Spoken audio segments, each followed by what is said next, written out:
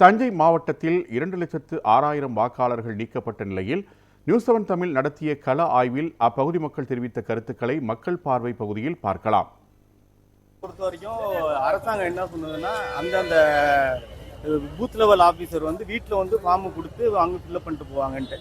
ஆனால் அது பெருவாரியான தஞ்சை தொகுதிகளில் பெருவாரியால் நடக்கலை. இப்போ எனக்கே பார்த்தீங்கன்னா, நானே அந்த பூத் லெவல் ஆஃபீஸருக்கு ஃபோன் பண்ணி அவங்ககிட்டேருந்து அவங்க வீட்டில் போய் ஃபார்ம் பாயிண்ட் நான் ஃபில்அப் பண்ணி தான் கொடுத்து இது பண்ணேன். மாவட்டம் பூராவும் மாநிலம் பூராவும் இந்த மாதிரி தான் நடந்திருக்கு. இங்கே பூத் லெவல் ஆஃபீஸருடைய வேலைங்கிறது தெரியாதுல்ல. அடிப்படையிலே எஸ்ஐஆருங்கிறது ஒரு வாக்காளர் திருத்தங்கிறது போக ஒரு பார்சியலாக ஒரு வாக்கு வங்கிக்காக தேவையில்லாதவர்களை நீக்குவதற்கான ஒரு சட்டமாக தான் பார்க்குறேன். இந்த எஸ்ஐஆரில் பார்த்தீங்கன்னாக்கா ஏகப்பட்ட குளறுபடிகள் இருக்குது.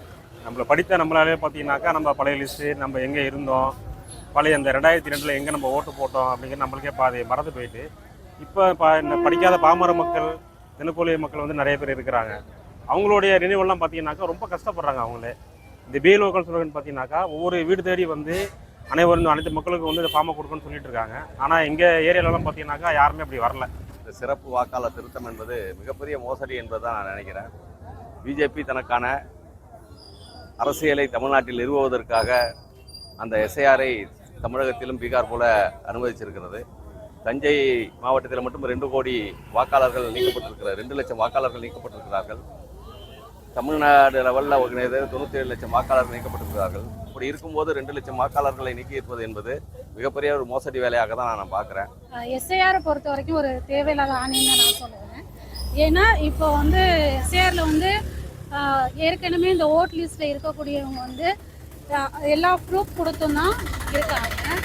இப்போ சொந்த வீடு, அதாவது அவங்க கொடுத்த அட்ரஸ்லேயே தான் இருக்கணும் அப்படின்னு சொல்லியிருக்காங்க.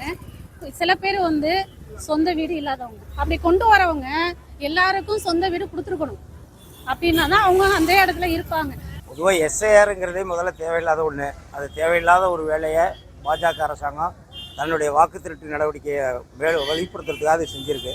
தமிழ்நாட்டை பொறுத்த வரைக்கும் ஒரு கடுமையான முயற்சி எடுத்து அவங்க பண்ணுறாங்க. ஆனாலும் கூட இங்கே வெளியேற்றப்பட்டிருக்கிற அல்லது பட்டியலில் சேர்க்கப்படாதவர்கள்லாம் வேணுன்னே பண்ணதாக தான் நாங்கள் பார்க்குறோம். இது சரியான நடைமுறை இல்லை. எஸ்ஆரை பொறுத்த வரைக்கும் ஒரு தேவையற்ற வீண் வேலை தான். காரணம் என்னன்னா, ஏற்கனவே ஆதார் கார்டு இருக்குது, ரேஷன் கார்டு இருக்குது, இது மாதிரி பல ஆதாரங்கள் இருக்கும்போது எஸ்ஆர் தேவையான நடவடிக்கை இது சரி பண்ணாலே போதும். இது தமிழக அரசு ஒட்டுமொத்த அலுவலர்கள் கொண்டு வந்திருக்காங்க. ஆனால் முழுமையாக அவங்க செய்ய முடியல. ஏன்னா அவங்க ஒவ்வொரு வேலை பாதி ஃபார்ம் கட்சியாரங்க தான் எடுத்து போகிறாங்க. எந்த ஃபார்மும் ஃபில்அப் பண்ணி கொடுக்கல. 2002 கேட்குறாங்க, இதுக்கு முன்னாடி எப்படி இருந்தால், அதாவது இன்றைய நிலையில் உள்ளே மக்கள் சிந்திக்க முடியல. பாமர் மக்களுக்கு எஸ்ஐஆர் திருத்தங்கிறது சரியான முறையில் நடைபெறலை. இது திட்டமிட்டு வாக்காளர்களை மிகவும் குறைச்சிருக்காங்க. கிட்டத்தட்ட 1 கோடி பேருக்கு நெருங்கி வாக்காளர்களை இடைநீக்கம் பண்ணியிருக்காங்க. அதை சரி பண்ணணும். மீண்டும் அந்த நீக்கப்பட்டவர்களெல்லாம் சேர்க்கணும். ஆதார கார்டுன்னு ஒன்று கொடுத்துருக்காங்க மக்களுக்கு, அதை காட்டியே ஓட்டு போடலாம். இப்போ தஞ்சாவூரில் உள்ளவங்க நீங்கள் நாங்கள் அப்படி சொல்லலாம். அந்த ஆதார கார்டை எதுக்கு கொடுத்தாங்க? ஓட்டு ஐடி, ஓட்டு போடுறதுக்கு ஓட்டு ஐடின்னு ஒன்று இருக்குது, அதை வச்சு கூட ஓட்டு போடலாம். அப்படி தான் சிஸ்டம் நடந்திருக்கு. ஆரம்ப காலத்துலேருந்து பாஸ்போர்ட்டு எந்தெந்த பேரில் இருக்கோ அந்த இடத்துல தான் அந்த ஓட்டு போடணுங்கிற ஒரு ஏதோ ஒரு இடம் எவிடன்ஸ் காட்டணும். ஆனால் இதுங்கிறது புது விதமான கதை. இதெல்லாம் நடைமுறைக்கு சரி வராது.